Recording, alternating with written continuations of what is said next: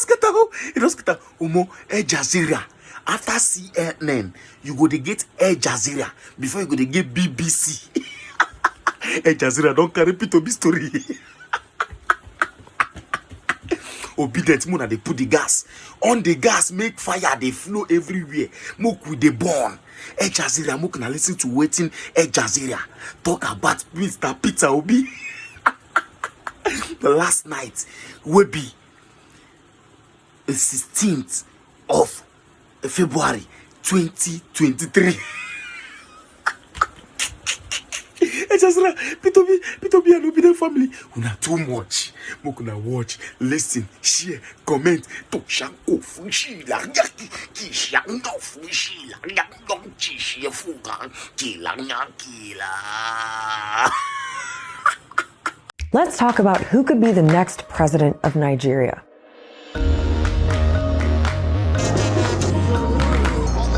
It's not the usual two-man race. And this guy is really shaking things up.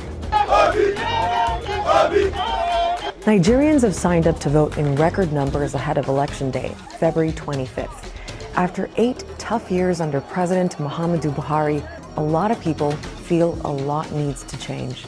It's a crucial vote for Nigerians. Africa's most populous nation faces a worsening economic and security situation. We are tired of all these years in darkness and suffering. We must vote right and we must vote wisely. So who are the main candidates? Why is the presidential election so different? And why is it so hard to predict a winner?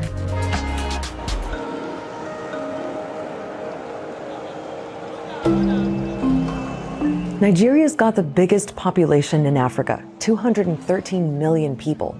Half of them are under 19, and it's incredibly diverse. It's got more than 250 ethnicities, around 500 languages, and it's more or less half Muslim, half Christian. There's also a geographical dimension to that religious split. So broadly speaking, the north is where more Muslims are from, and the south is more Christian. And this big cross-cutting mix of ethnicity, religion, and regional identity underpins a lot of Nigeria's politics. People always have a tendency to look more favorable to the person who speaks their language, who understands their culture. Now, usually, the presidential election comes down to a choice between the two candidates from the two main parties, the People's Democratic Party, the PDP, and the All Progressives Congress, APC for short.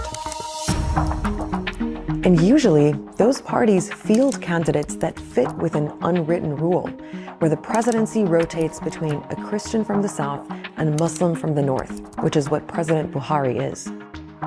So that pattern would suggest the next president should be a Christian from the south, which neither of the two main candidates are. For starters, we've got Bola Tinubu for the ruling APC. He's the former governor of Lagos, and he's from the south, although he's Muslim. Then there's Atiku Abubakar, a former vice president who's the PDP candidate. He's also Muslim, but from the north.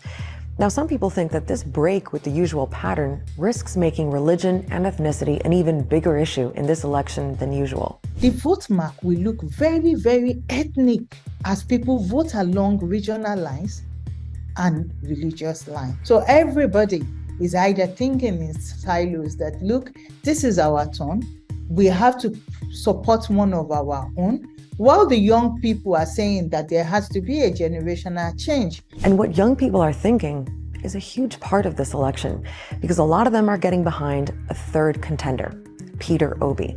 And having 3 frontrunners is a first. Obi is a Christian from the south and was governor of Anambra State, a job a lot of people think he did quite well. And he ran for vice president for the PDP in 2019. Now he's running for the Labour Party.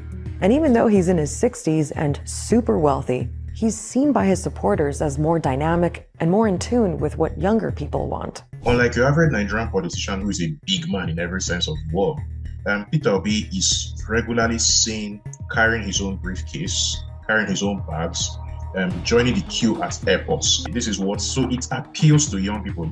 And then he's accessible. People can approach him. He doesn't move around with huge convoys like your average garden variety Nigerian politician. He has actually brought up the excitement, but importantly, he's also given the dominant party a run for their money.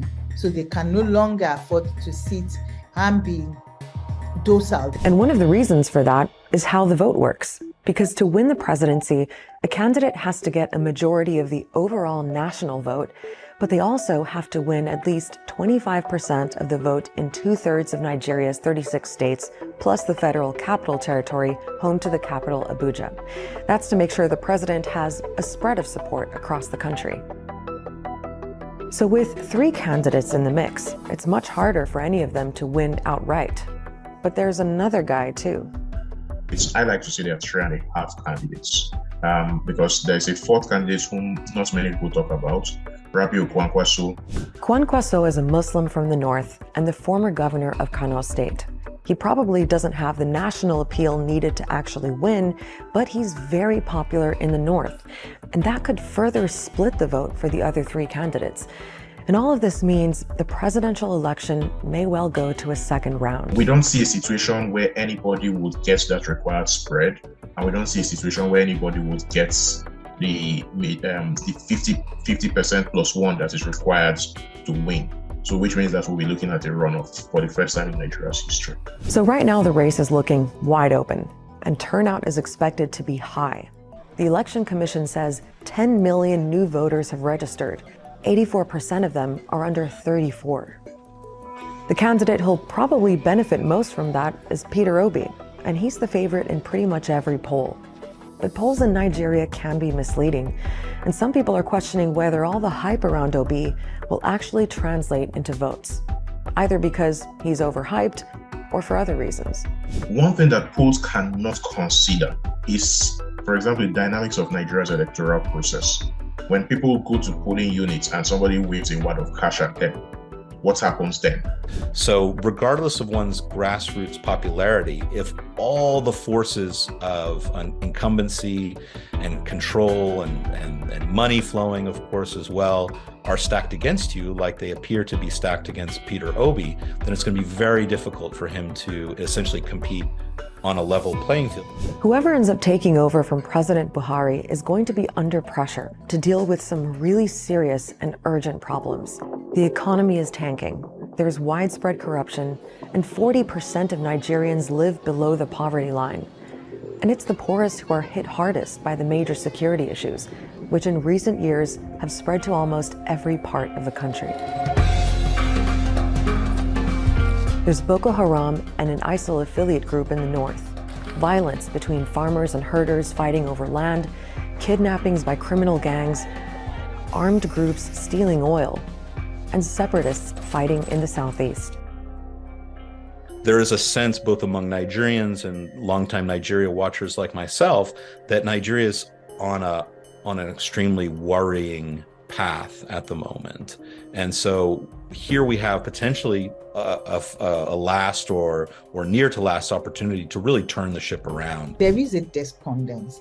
There is a feeling of like, oh yes, the state has failed, the people are not feeling the impact of democracy. And these elections then represent an opportunity to again renegotiate this democracy and see if it can bring development to the people.